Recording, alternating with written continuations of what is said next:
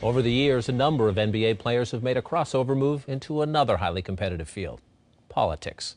The most notable was New York's Knicks star Bill Bradley, who went on to become a three-term U.S. Senator. More recently, two former All-Star guards were elected as city mayors, Dave Bing in Detroit and Kevin Johnson in Sacramento. Now the latest ex-player to blaze the campaign trail is former NBA center Chris Dudley, and we followed him during the crucial weeks leading up to Election Day. When you're 42nd in employment, 43rd in education, 1, 2 hunger, homelessness, that's disturbing. I ran for governor because I was increasingly frustrated and concerned where the state of Oregon was headed. Barbara, this is Chris Dudley calling, and I was calling to see if you'd be willing to vote for Chris Dudley for governor. Oh, well, thank you very much. One down. Got one. If Chris Dudley seemed the wide-eyed optimist as a candidate, consider his career as a basketball player. He entered the NBA with low expectations, a fourth-round pick lacking athleticism and polish. It appeared to most he wouldn't last long in the league. All eyes are on Chris Dudley. Chris Dudley, the second worst free throw shooter in the NBA. Oh, my goodness. In fact, his Yale pedigree seems more suited to his career choice after his playing days were over. How you doing? I knew he was going to be a politician. I know he was going to be doing something,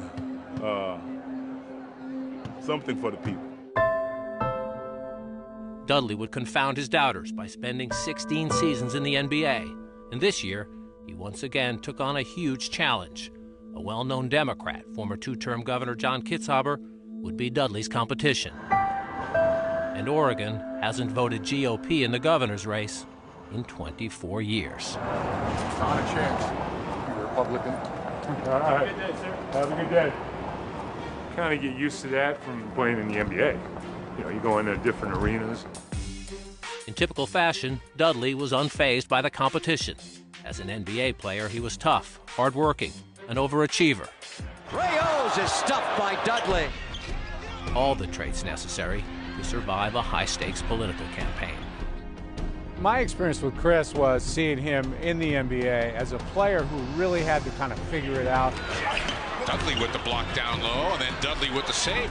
I saw him learn how to be a great veteran presence in a league full of great athletes much better than him. Dudley with enough confidence to take it at the MVP of the year ago. You sort of knew what you were going to get. You knew you were going to get a guy that was hard-nosed, that was going to go out there and battle. Chris Dudley challenging the big guy. He's carrying that same kind of passion into politics. How's everybody doing? Last time I saw you were playing basketball. Yeah. Yeah. Oh, nice. Dudley was counting on his ability to turn former fans into future voters. With the election only a week away, he and his family rolled into Portland to catch opening night at the Rose Garden. All right. Are you being official? Here we are. Hopes were high as this former Trailblazer looked to capitalize on what you might call home court advantage. Just out here and saying hello to people, answering any questions that voters may have. Marked it for you. Thank you. All right, what do we have to talk about? What's the question? Overwhelming. Just basically better schools. What are you hearing from people as they come in? What we're doing now simply isn't working. When you're 42nd in employment, your schools are ranked 43rd, we have to do a lot better. That's not acceptable. It's not unacceptable. Unacceptable. Very good. You convinced me. Oh, well, thank you. I appreciate it. Thumbs up. It's been amazing. The best part of it is you're getting people that have never been involved in politics before, and people like that who really, truly care about our state. How you doing? How you doing? Thank you. Amazing. Oh, well, thank you. Thank you, thank you, thank you. Chris is viable because he really doesn't need to do this. He doesn't need the job or the money, so he's doing it because he really cares about the state of Oregon. Goes back to a quote that I've always liked by the late, great Jackie Robinson, which is that a life is not important except in the impact it makes on others. You convinced my wife, and she's like as non-political as they come. Well, that's good. She's totally in your camp. Dudley was gathering momentum as November 2nd neared. 72 hours. Let's get it done. Let's get it done. I'm feeling great. I'm feeling great. So you plan on winning? Plan on winning. Plan on having a good night Tuesday night. Feel like I'm up 3 with a minute and a half to go in the game, have the ball. Now we just got to close it out. He proved a formidable contender. By Election Day, Oregon's Democratic establishment was surprised and worried. You might call it the political equivalent of a full-court press. It's never been this close. The polls are showing them in a dead heat. Hey, still ahead. That's all that matters. He's still ahead by 1,000. There you go. Somewhere around 10:30, the Secretary of State came over and told us that it was probably going to the next day or a couple days as far as counting the ballots. Sometimes good things just have to wait. We're winning now, and we're going to be winning tomorrow.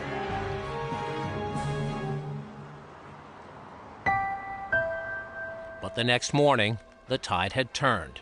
35,000 ballots from Democratic-leaning Multnomah County, which includes Portland, had yet to be counted. That started to, it felt like it was slipping at that point. We had a record high turnout for Election Day. We received more ballots on Election Day than we ever have before.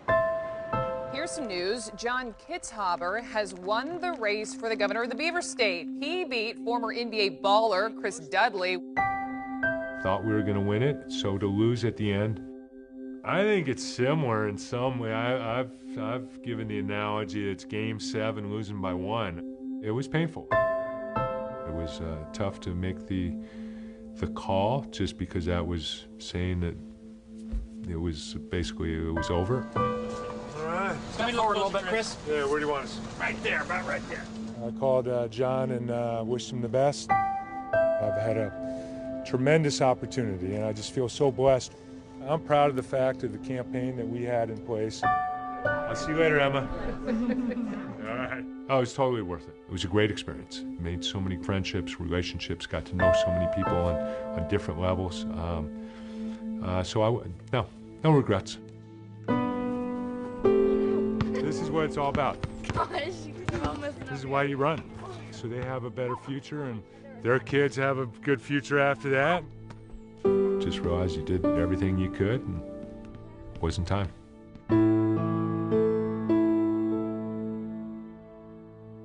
So far, Chris Dudley hasn't revealed whether he might run for office again. For now, he'll focus on his family and his foundation to help people with diabetes. Dudley was the only active NBA player with diabetes during his career.